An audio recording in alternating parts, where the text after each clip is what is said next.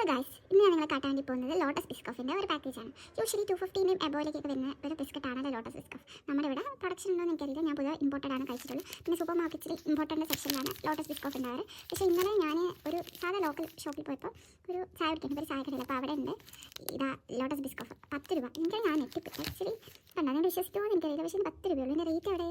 അതാ റേറ്റ് അനുസരിച്ചിരിക്കുന്നത് 10 രൂപ. പിന്നെ ഇതിൻ്റെ ടേസ്റ്റ് വൈസ് നോക്കുമ്പോൾ നമ്മുടെ വലിയ പാക്കേജിൽ വാങ്ങുന്നതും ഇതും തമ്മിലുള്ള ഡിഫറൻസ് ആയിട്ട് എനിക്ക് മറ്റേ ഇച്ചിരി കൂടെ ഡാർക്കർ കളറായിട്ടാണ് തോന്നുന്നത്. ഇത് ഇച്ചിരി കൂടെ നമ്മുടെ സാധാരണ നോർമൽ ബിസ്ക്കറ്റിൻ്റെ ഷെയ്ഡാണ്.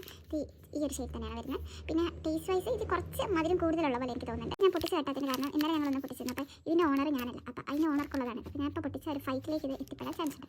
അപ്പോൾ പിന്നെ എന്താ എനിക്ക് പറയാനുള്ളതെന്ന് വെച്ചിട്ടുണ്ടെങ്കിൽ ബേക്കേഴ്സിനൊക്കെ സംബന്ധിച്ചിടത്തോളം ഇതൊരു വലിയ ലാഭമാട്ടോ. ഞാൻ പേഴ്സണലി ഒരു ബേക്കർ ആയതുകൊണ്ട് തന്നെ നമുക്ക് ഇങ്ങനത്തെ ഒരു ഓർഡർ വരുമ്പോൾ ഈ 250 രൂപേൻ്റെ ഒരു ബിസ്ക്കറ്റ് നമ്മളെ കേക്കിലേക്ക് ആഡ് ചെയ്യുമ്പോൾ കേക്കിന് അത്ര തന്നെ കോസ്റ്റും കൂടുന്നുണ്ട്. പിന്നെ വാങ്ങുന്ന കസ്റ്റമറിനെ സംബന്ധിച്ചിടത്തോളം വല്ലാതെ എക്സ്പെൻസീവ് ആയിട്ട് വരുന്നുണ്ട്. പിന്നെ ഈ വീഡിയോൻ്റെ സദുദ്ദേശം ശരിക്കും പറഞ്ഞാൽ ലോട്ടസ് ബിസ്ക്കറ്റിനെ പറ്റി മാത്രം പറയാനുള്ളതല്ല. ഞാൻ പുതിയ സെൽഫി സ്റ്റാൻഡ് വാങ്ങി, അല്ലെങ്കിൽ ട്രൈപോഡ് എന്നൊക്കെ പറയാം. അപ്പം അതിൻ്റെ പെർഫോമൻസ് എങ്ങനെയുണ്ടെന്നും കൂടെ നോക്കാനായിരുന്നു. അപ്പോൾ താങ്ക്സ് ഫോർ വാച്ചിങ്. ഇങ്ങനത്തെ ബോറും വീഡിയോസിനൊക്കെ എത്ര ലൈക്ക് വ്യൂസ് കിട്ടുന്നുണ്ട് എന്നും കൂടെ ഒന്നറിയാം.